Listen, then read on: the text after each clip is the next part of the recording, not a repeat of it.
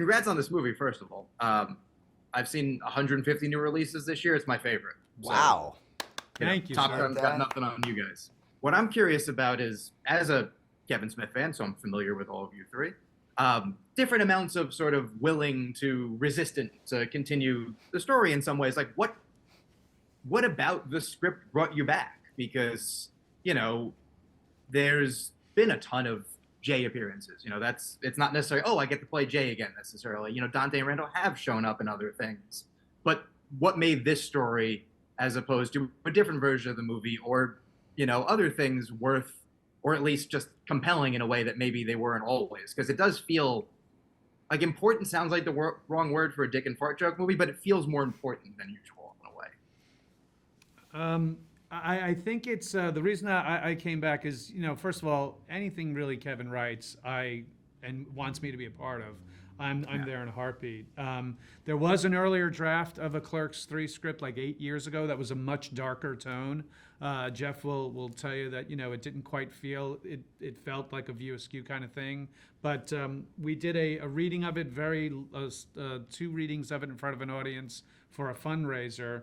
And it, was very emotional and very dark. But Kevin took the really funny parts that people really loved and cherry-picked that script, and then formed it around what would be then the script that we now see. And it took on some different life events that happened in his own real life. I mean, the trailer shows that Randall has a heart attack and, comes to grips with, oh my God, what am I going to do with my life? And here it was, I nearly died. So I think the thing about it that I loved is the fact that he put more real life emotion. You got to see these guys in their 20s where the whole life ahead of them, they didn't know what they wanted to do with their life. Then again, in their 30s, they now are being pushed to do something else. And there's relationships where Dante falls in love with the character Becky, played by Rosario Dawson. And this one is more like, life is going on, and then all of a sudden, whatever you have planned doesn't make any difference because life steps in on it. And I think that's where I think this hits harder than the other films, I guess. Totally. For me, I look forward to the script because I sort of approach these movies as a fan would. I'm always interested to see where these guys go. And for me, the script felt really good. It felt really comfortable. I like where these guys head. I like where the story goes.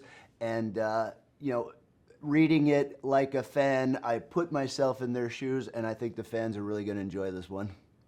Totally. Jay? Oh, I thought you sort of answered for me because I have played it a bunch. Again, for me, it was just me wanting to do another movie with Kevin, with these guys. Again, the experience is always, it's always just a good time, and always, again, it's a good time overall, but also there's days where it's just like walking into the Quick Stop after so many years and smelling it and hearing the buzzing lights and then going in the cooler, and same thing, it brought back all this rush of emotions and nostalgia, and it just sounded so like it was going to be, even before we got there, I just knew it was going to be a good time. We're going to be back in Jersey. We're spending 2 months there. I'm going to get to spend time with these guys. It's just always great and always a good time, fun. And I was saying earlier, I said it to the other guys, the great thing for me now too is like it's a family affair. My wife produces the movies. My kid and wife were in the movie. Kevin and I have been friends. We live a block from each other. So I knew it would be awesome before I even read the script. So. No, and I think also just whether it's moments in the film remaking the first, or plot points that weren't in the first that are in the third, which when people see, they'll understand. But like the fact that it does feel so circular in a way is I gotta imagine it's not just for an audience member like me, but for you guys has to be compelling because so much has changed in a way. Like 2 of the 3 of you have made films, have directed, have done things that like, when you made the first one, no one thought they were going to be directing things. No one thought they were going to be in movies. This was a game. So to come back and to, even more so than in 2, to really be in the same environment and to be very much a different person in a good way. Not, I'm older than I was before. It doesn't mean I'm worse. There's a thing to it that I think really resonates on the screen of just being like, oh, a life has happened. That's great shorthand for a movie. Yeah. It is weird. It's like, when we did the original, it came from nowhere. I'd never acted in a play or anything like that, and doing it was such a sort of outside my comfort zone thing to do. But I wound up marrying my co-star, and it changed my life in so many different ways that 28 years later, these guys are like family. I mean, we get together, and it's just a very comfortable thing.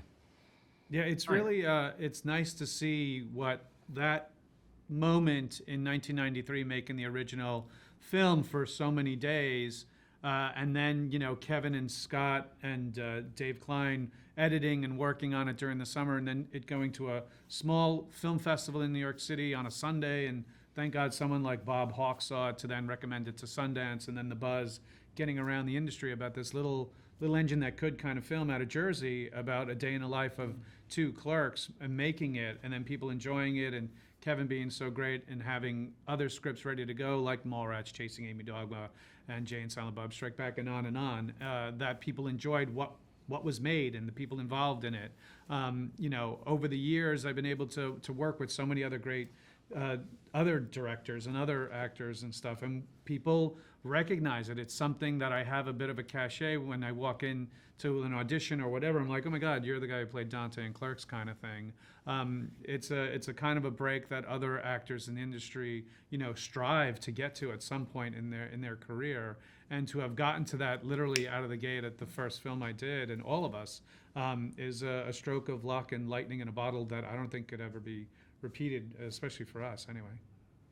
Oh yeah, you guys, like Kevin always says in the old days, like if I want to tell a story, I need $7 million in Ben Affleck. Like the idea of what's almost important enough to tell a story anymore, and this feels like that. And I mean, maybe Ben Affleck's in it too, but like the idea of this feels like the story to tell, and you can tell that everyone involved, from someone who was there a day to you guys who were there every day, like wanted to be involved, and it just. If you love the films, it just feels like a love letter. And if you don't even love the films, it's not going to necessarily win over new people, but it's such a warm and deep movie. I cried, and I'm, I see a lot of movies. You're a manly man. Sweating in a long sleeve shirt as we speak. I'm switching into a different shirt momentarily for Kevin. I've got my tusk, I've got my red state. I'm set. You guys should be so proud of this. I love watching it. I've seen it 3 times now. Wow. Actually went to the quick stop screening, so I've seen it every way you can. You guys should be so proud. This is such an amazing thing. I'm so glad to do this. I know you have more of these, so we have to wrap. This is so great. I'm just thrilled to be able to do this. Well, thank you so much. Thank you. Oh, thank you. Appreciate it. You're welcome.